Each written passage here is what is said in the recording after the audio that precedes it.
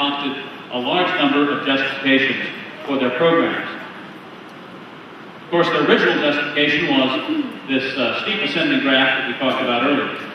But that demographic justification no longer makes sense in a world of falling birth rates. So how do they justify continuing these programs? How does Bill Gates and Warren Buffett continue to justify spending billions of dollars of their private money to promote population control overseas? Well, the first thing they say is that the same argument that they used with regard to Taiwan and South Korea, that you must get your birth rate down in order to jumpstart economic development. That turns out not to be true. That the greatest resource we have on the planet is the human being, the human mind. Every stomach comes with two hands attached. Every stomach comes with two hands attached. That's actually not unique with me. That quote comes from Chairman Mao. That is the only time you will ever hear me quoting Chairman Mao's Zedong. So but there is a certain appeal of population control programs to governments around the world. You see, because people from the UN Population Fund will go to a government in Africa, which may not be democratically elected at all, and say to the people in charge, if you reduce the birth rate, you'll have to build fewer roads, you'll have to build fewer schools, you won't have to worry as much about sewage treatment plants, you won't have to worry as much about protecting the environment. We're going to make your life easier. And superficially, that's a convincing argument. So that's what they say. The other explanation for population control is that we're going to reduce the number of people to protect the environment. All of you heard that. If we reduce the number of people, we're going to reduce the size of the human footprint, and the polar bear will survive. Okay? Now, if you look globally at the state of the environment, you'll find this, that the environment is most protected in developed countries, and the environment is most under stress in less developed countries. And it has nothing to do with how many people you have. It has to do with your standard of living. Because when countries get to about $3,000 per capita, they have the resources, the time, to set aside to protect the environment. And you let croplands go back into native forest, and you set aside nature preserves and national forests. When you're poor, you can't afford to do that. The people who are hardest on the environment are the hunter-gatherers, the slash-and-burn cultivators, the people who have nothing, and so have to cut down the last tree for fuel, and have to plant the last square foot of land for food. So to solve environmental problems, you need economic development. And to get economic development, you need people. Eliminating people, simply eliminating people, does not solve environmental problems. You can see that in China, by the way. You can see that in Russia as well, where hell-bent for economic development, they have ignored the environment, and both of those countries are environmental disaster zones. Now, the Chinese government claims that its population control program has eliminated 400 million people from the population. They're proud of that fact. I don't think they should be proud of that fact. What they've done is immoral and barbaric in terms of the forced abortions and forced sterilizations. But I don't think it even makes sense in economic terms. Tell me this, how can eliminating 400 of the most productive, entrepreneurially minded people in the world be good for a country? People, by and large, produce more than they consume. Most of us will leave the world a better place than we found it. In the United States, the average baby born today will contribute about $250,000 more to the economy than they will consume. They will, in other words, produce more than they will consume. They will leave the country a better place than they found it. Every abortion, in other words, is the death of a small fortune. We have been made poorer in this country by 46 million abortions. China has been made poorer by 400 million abortions. And of course, we've talked about the dark underside of population control programs. We talked about the human rights violations in China and elsewhere.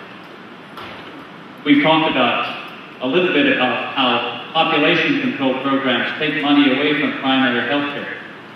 And so people die as a result. There's only so much money to go around, isn't there?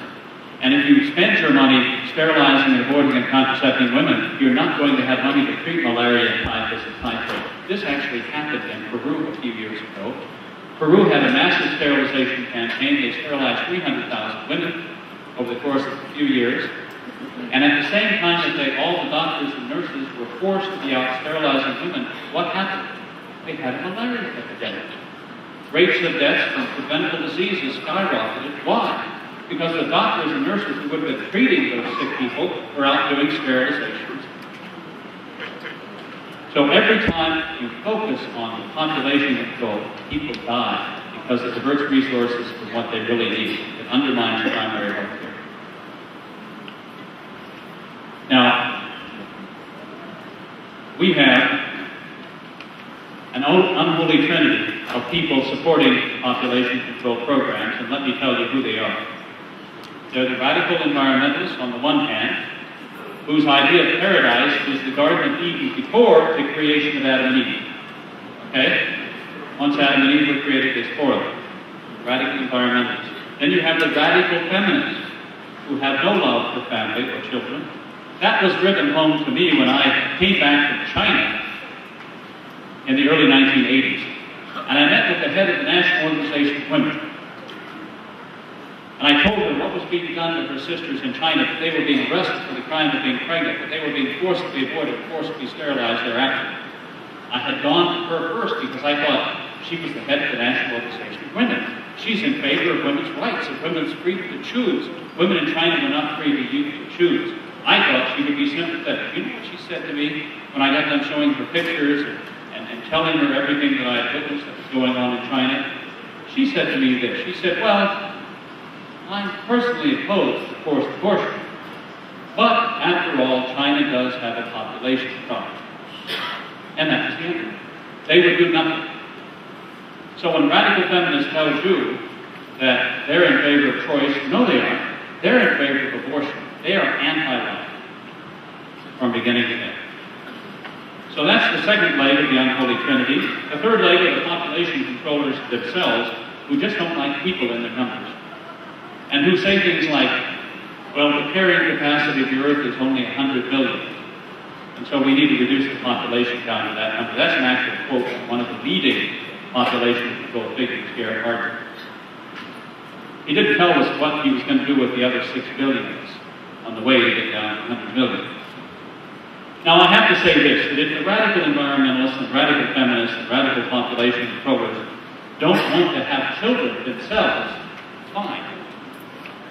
Let them sterilize and contracept themselves out of existence. But don't tell the rest of us how many children to have or not to have.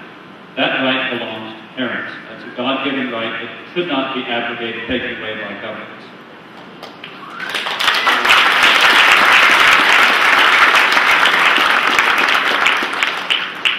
Now let me close by telling you of the problem that we're facing right now and that you might be able to help with. There is legislation in Congress.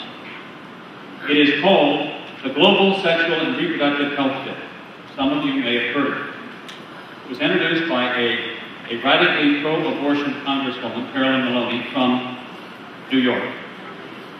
It would allot $715 million for population control. This would be in addition to the $500 million already being spent on these programs, so it would push the total amount of money being spent on population control around the world, including in the Philippines, well over $1 billion. Now the bill is actually deceivingly entitled, as some of these bills are, because it's really not about sexual reproductive health at all. When you go and sterilize a woman, you are not ensuring her reproductive health, are you? You're disabling her reproductive system. You're making it unable to function. This should really be called the Global Abortion Bill. Because what this bill would do is it would put right into law the permission for U.S. population control funds to be used to promote and perform and lobby for the legalization of abortion around the world. Now, this has been an issue. This issue of whether or not U.S. population control funds should be used for this purpose has been an issue since the Reagan administration. I came back from China in the early 80s and met with senior officials in the Reagan administration. And the result of a lot of work on the part of a lot of people was something called the Mexico City policy, where President Reagan said U.S. population control funds cannot be used to lobby for the legalization of abortion, to promote abortion in any way, or to perform abortions. That stayed in place, that executive order stayed in place throughout the 1980s, then was overturned by Bill Clinton, then was put back in place by Bush, has been overturned by Obama now. But what this bill would do, you see, is remove it from executive discretion and make it a matter of law.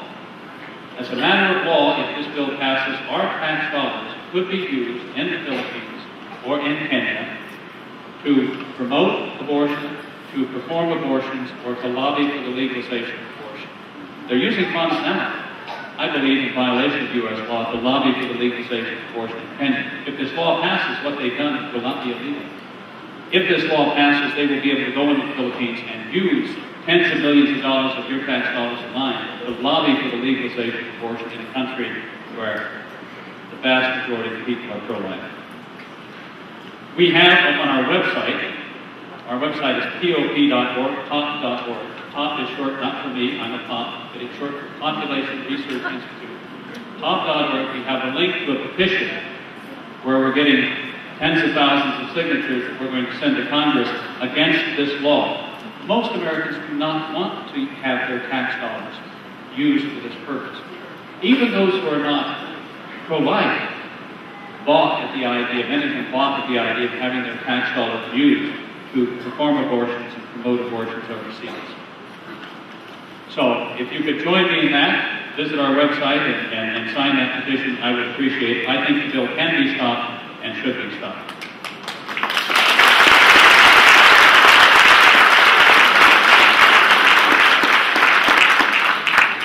So I think I'm almost to the end of my PowerPoint presentation. We just end with another picture from the Mosher family scrapbook, which may be too dark to see.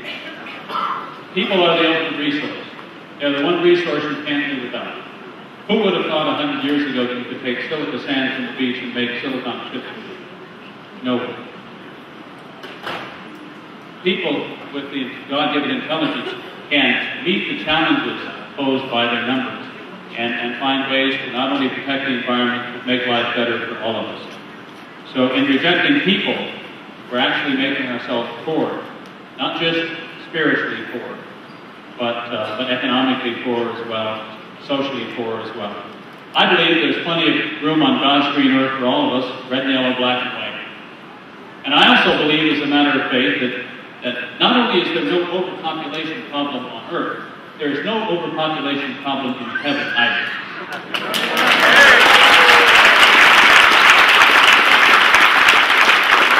After all, we have our Lord's word on it, don't we? Did he not say, there are many mansions in my Father's house? And it's our job as Catholics to fill them. Thank you.